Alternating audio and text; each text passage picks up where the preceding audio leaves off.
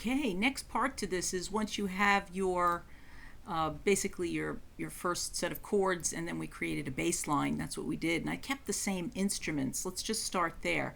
Remember, you have a right ear and a left ear, so you might want to consider having the students move the sound over from a little bit the right ear. So you have a right hand and a left hand is a possibility. Whether they're even or not even is completely up to you. How far they go is also up to them. Really depends upon what else is going on in the mix. 10 is a lot. You'll see I just moved it over to 20. If you have headphones, you'll hear that really what this image is. This is the pan knob, right? It's the panoramic potentiometer. That's what that's called, or pan pot. Kids love it when you say pot, so whatever. Choose it wisely. Please don't say that if you're not tenured. Thank you. So it's as if you're looking down. That's what this is. This knob is this if you're looking like it's a bird's eye view. So you're moving things, and it'll move it slightly over to the. If you close your eyes, it'll move it over to the right, and then it'll move it over as if it's coming out across your right ear, and then it'll almost start to sound like it's behind you. So you have to use this thing judiciously. So I'm just going to move it over about 20, and then you'll hear the things do move left and right, and the more you push things over, the more you'll see or notice or listen to the energy tends to move over, right? So you'll see more in the left and more in the right this way, and you'll hear it that way too. Not everything moves exactly the same amount, but that's basically what panning is all about, is moving things that are from one ear to the left ear. That's what that's all about, along a spectrum of sound.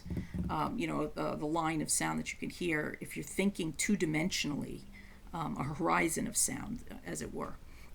So there's that. Just move things around. Now the other thing is, what if I duplicate this little bass line here? So we've done that. I can duplicate the track and click and hold, Alt-Option, click and hold, drag down to the next track, release my mouse first, and now I can just change this, can't I? Sure you can. So let's go find ourselves a bass. I'm going to use this Liverpool bass. You can use whatever you want. It's an electric bass.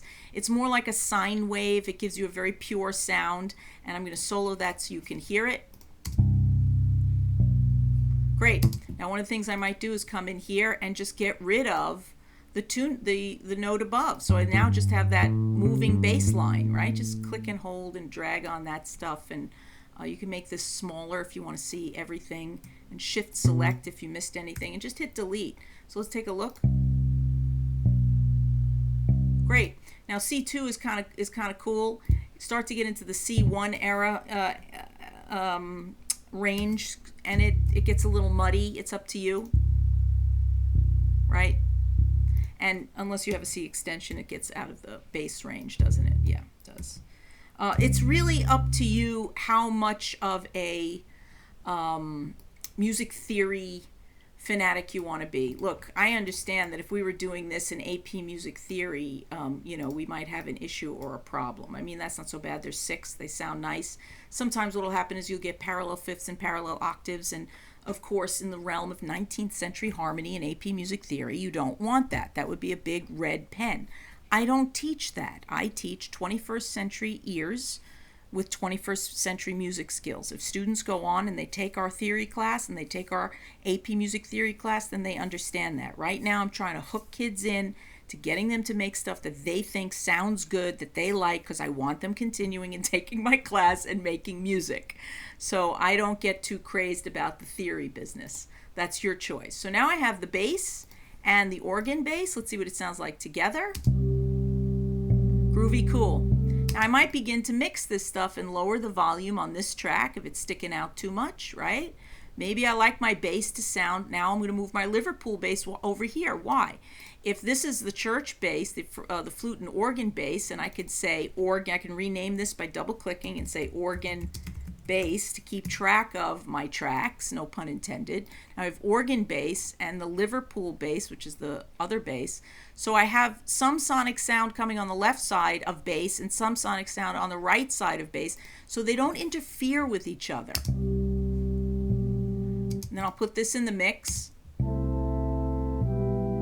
and we'll begin to blend and get that. So now what I've done is I've doubled the bass. Could I do the same darn tootin' thing with this and choose a different instrument? Absolutely. So the next few steps, what we're going to do is I'm going to load this right hand into multiple instruments and then change those instruments. So this is how you make that massive full sound, that epic video game sound or movie sound. And kids are like, how do I do that? It's really about copying and pasting and duplicating things, right?